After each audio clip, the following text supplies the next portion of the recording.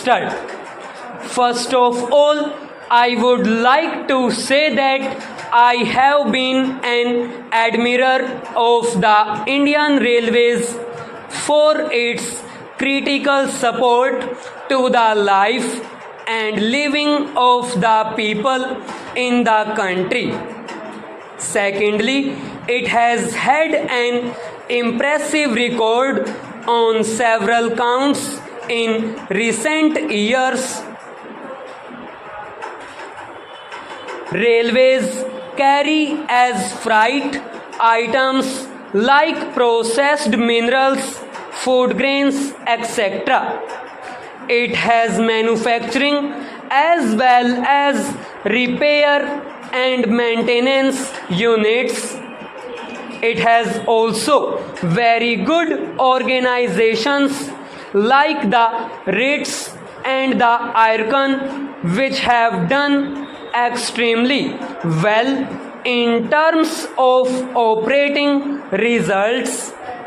In this connection, let me compliment the Honorable Minister for his very bold confession on the day he took charge that he was taking charge of the railways in a very good condition. Mr. Vice Chairman, we know that the Honorable Railway Minister was a very eminent trade union leader. Particularly, he was a union leader in the railway industry itself. Perhaps this switch over to the other side of the fence, though agonizing, is a challenge to him, and I am sure he is getting the feel of the challenge and measuring up to it. The performance of the railways during the 7th 5-year plan has been really impressive.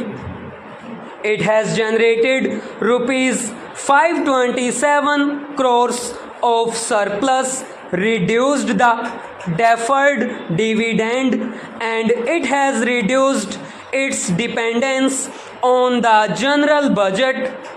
It is of the order of only 41% now.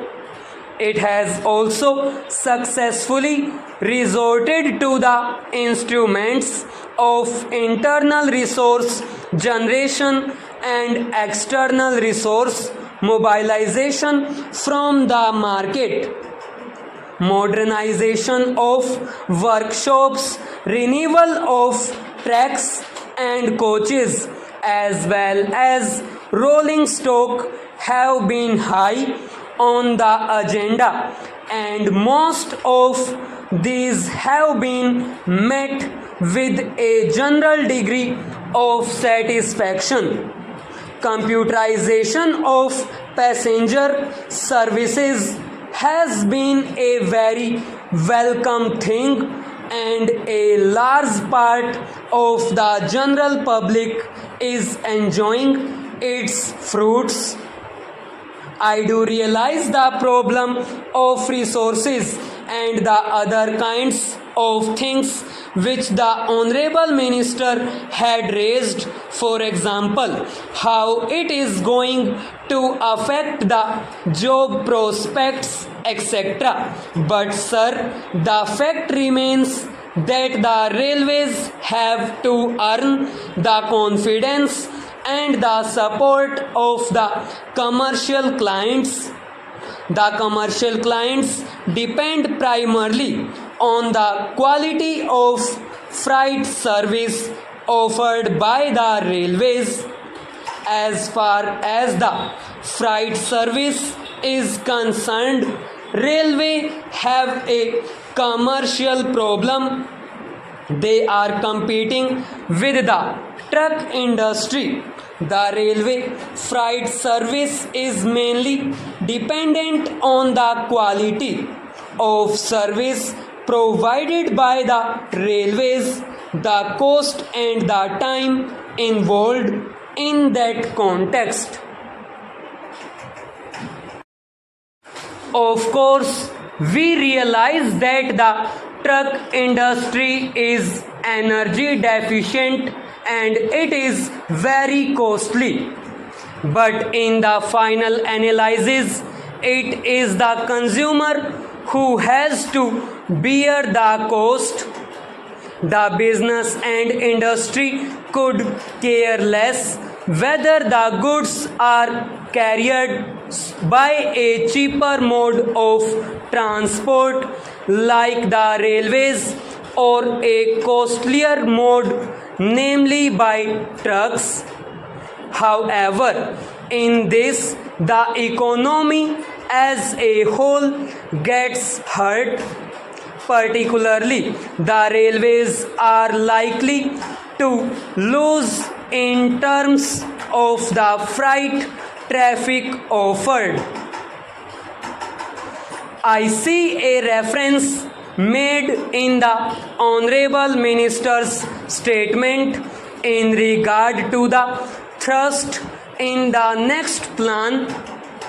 We realize that it would require more resources and more than that, much more efficient management and support from the entire group of railways employees at all levels.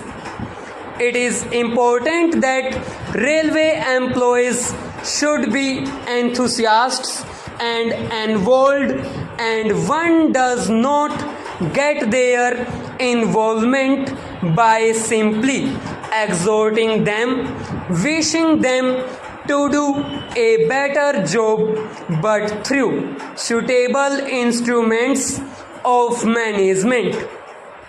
Certainly, railways require much more capable leadership at all levels.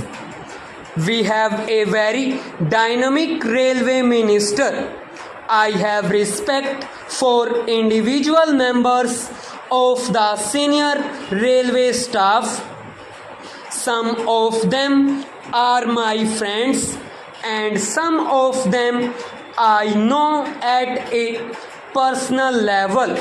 But in a competitive world, you have not only to do a good job but continue to do it all the more in an improved way.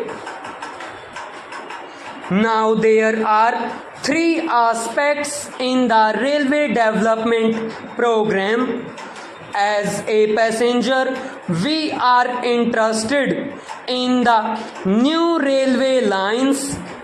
Not only that, we are also interested to see that the railways promote the infrastructure to support development, potential growth for the depressed areas. Laying of the new lines is very critical, but more than that, productivity of the current assets of the railways is also one of the critical determinants of the final efficiency of the railway system. Now, with regard to the new railway lines, I would like particularly to refer to the eastern region. Historically, railway lines were laid in the coal belt and some other areas primarily to provide links and support to the extractive industry. We wanted all minerals from the pit heads to be carried to the points where they were used particularly for the new industrial centers. Coal, iron or iron and steel remain even today one of the dominant segments of freight carriers